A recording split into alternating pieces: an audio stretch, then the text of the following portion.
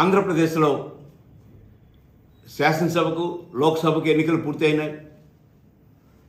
Counting జరపడం కోసం ప్రయత్నాలు జరుగుతూ ఉన్నాయి, ఏర్పాట్లు జరుగుతూ ఉన్నాయి. గతంలో ప్రీ పోల్ సర్వేస్ అన్నీ కొంత ఓటర్ని ప్రభావితం చేసే విధంగా, వారు అనుకున్న పార్టీకి ఓటు వేసే విధంగా కొన్ని మీడియా ఛానల్స్ కానీ, కొంతమంది సర్వే నిర్వహించే నిర్వాహకులు కానీ చేస్తుండేవాడు. కానీ ఈరోజు ఎగ్జిట్ పోల్స్లో కూడా కొంతమంది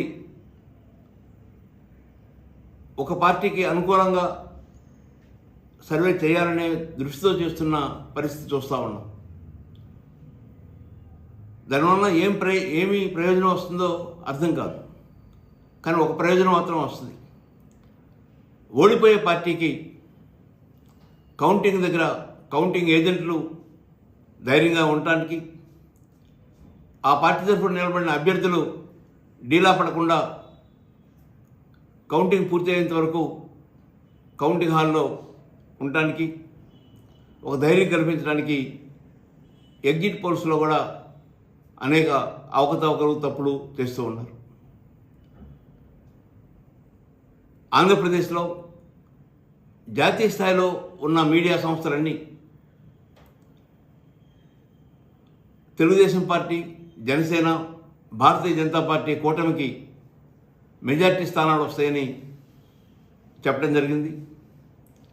స్థానికంగా ఉన్న కొంతమంది నిర్వహించిన సర్వేలలో మిశ్రమ ఫలితాలు చెప్పారు. రేపు కౌంటింగ్ 11-12 గంటలకల్లా ట్రెండ్ తెలుస్తుంది. 2 గంటల లోపు ఆంధ్రప్రదేశ్లో విజేతలు ఎవరనేది స్పష్టంగా తెలుస్తుంది. కౌంటింగ్ సమయంలో ఆ అనంతరం కూడా కక్ష సాధింపులకు వెళ్లకుండా, పగ తీర్చుకోవాలనే ప్రయత్నం చేయకుండా, ఘర్షణ లేకుండా ప్రశాంతంగా జరగాలని జనచైతన్య వేదిక కోరుకుంటుంది. ఇప్పటికే పోలీస్ యంత్రాంగం కానీ, ఎలక్షన్ కమిషన్ కానీ కట్టుదిట్టమైన చర్యలు తీసుకున్నారు.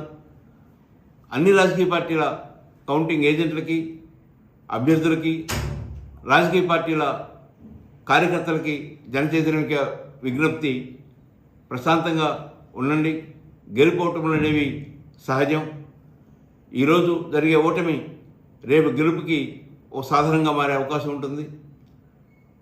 ఓటమి జరిగితే ఆ ఓటమి గల కారణాలు అన్వేషించుకొని అవి భవిష్యత్తులో పునరావృతం కాకుండా చూసుకోవాలని కోరుకుంటున్నాను. ఈరోజు ఎన్నికల వ్యయం విపరీతంగా పెరిగిందని భావిస్తూ ఉంటే, మరొక వైపున బెట్టింగ్లు కూడా పెద్ద ఎత్తున ప్రోత్సహిస్తూ ఉన్నారు. బెట్టింగ్లు కూడా వందలాది కోట్ల రూపాయలు వెచ్చిస్తూ ఉన్నారు. ఈ సంస్కృతి పోవాలని కోరుకుంటున్నాను.